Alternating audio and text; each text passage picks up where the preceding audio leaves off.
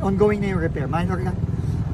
May yung mga semento lang na hindi naman structural, medyo bumigay ng konti. Pero kasi syempre, gumagalaw yung buong tulay.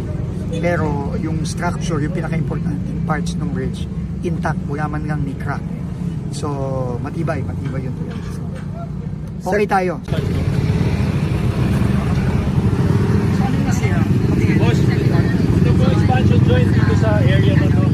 Kasi itong binuhos Una, structure, walang problema. wala po, lahat po ng ating pilot towers.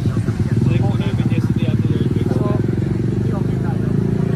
So, passable, all gates. Yes po, po. Up to 35 tons. So, ito yung expansion joint, tumanon? No sir, yung ating expansion joint is a torsion type. So nung nagkaroon po ng movement, nag-play naman po siya. However, Okay. ito pong parts na fix, yung concrete parts, yun po yung pumutok.